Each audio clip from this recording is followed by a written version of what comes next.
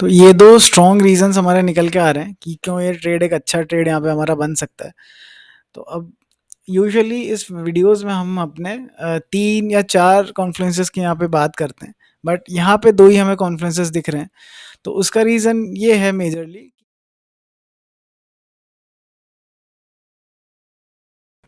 Hi everyone, welcome to traders turn and I hope you all are doing good. तो यहाँ पे एक अच्छी स्विंग ट्रेड अपॉर्चुनिटी बनती हुई दिख रही है लॉरस लैब्स के अंदर। तो जल्दी से इसका एनालिसिस यहाँ पे स्टार्ट करते हैं एंड देखते हैं क्या अपॉर्चुनिटी निकल रही है यहाँ पे। तो अगर आप थोड़ा सा लॉन्ग टर्म व्यू इस स्टॉक का देखते हैं तो आप देख सकते हैं कि स्टॉक काफ़ी यहाँ पे कोविड के बाद बुलिश रहा। देन एक डिप आया यहाँ पे अच्छा खासा एंड देन स्टॉक अपने रिकवरी फेज में यहाँ पे है। तो यहीं पे हम कुछ अपॉर्चुनिटी यहाँ पे सर्च कर सकते हैं अगर हम कुछ पैटर्न या चैनल वगैरह कुछ बनाना चाहें यहाँ पे। तो ऐसा सा कुछ यहाँ बनता हुआ दिख रहा है अप्रोक्सीमेटली लाइक दिस।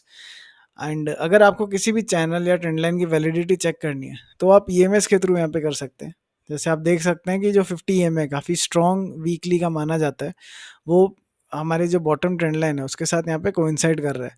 तो हम कह सकते हैं कि ये जो हमारी ट्रेंड लाइन है या चैनल जो हमने बनाया है ये काफ़ी स्ट्रॉन्ग चैनल है। फर्दर आप इसको 200 EMA से भी यहाँ पे कंफर्म कर सकते हैं। आप यहाँ पे जैसे 50 का मैं अगर हाइड करता हूँ तो आप देख सकते हैं कि 200 EMA जो डेली का है वो भी यहाँ पे बॉटम के साथ कोइंसाइड कर रहा है। तो हमारा जो चैनल है वो हम कह सकते हैं ऑथेंटिक है, वैलिड है। एंड इसको एज अ गाइड लेते हुए हम अपने ट्रेड्स यहाँ पे प्लान कर सकते हैं। दूसरा रीज़न ऑथेंटिकेट करने का होता है कि आपके ट्रेंड लाइन पे कितने नंबर ऑफ टचेस आ रहे हैं। तो यहाँ अगर हम देखें तो 1, 2, 3, 4, 5, 6, 7 एंड ये 8वां टच है।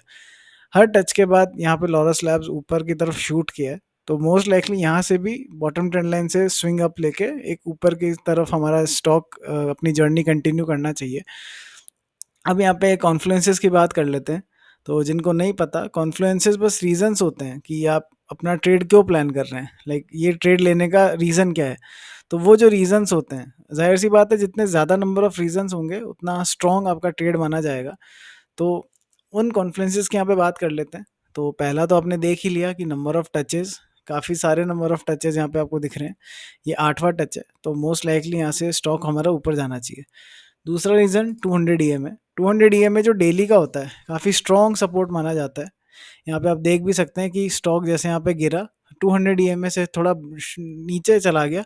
उसके बाद ऊपर आके इस पे सपोर्ट लेके ऊपर एक जंप लिया, अगेन नीचे आया 200 EM के आसपास से जंप, अगेन यहाँ जंप, यहाँ जंप, यहाँ जंप एंड मोस्टली यहाँ भी एक जंप लेना चाहिए। 50 EM जो वीकली का है उसको भी आप ऐसा सपोर्ट रख के देख सकते हैं। यहाँ पे जैसे आप देख सकते हैं जंप, यहाँ अगेन जंप, यहाँ पे भी जंप, यहाँ जंप एंड मोस्ट लाइकली यहाँ से भी एक जंप आना चाहिए। तो ये 2 स्ट्रॉन्ग रीज़न्स हमारे निकल के आ रहे हैं कि क्यों ये ट्रेड एक अच्छा ट्रेड यहाँ पे हमारा बन सकता है। तो अब यूजुअली इस वीडियोज़ में हम अपने 3 या 4 कॉन्फ्लुएंसेस की यहाँ पे बात करते हैं। बट यहाँ पे 2 ही हमें कॉन्फ्लुएंसेस दिख रहे हैं।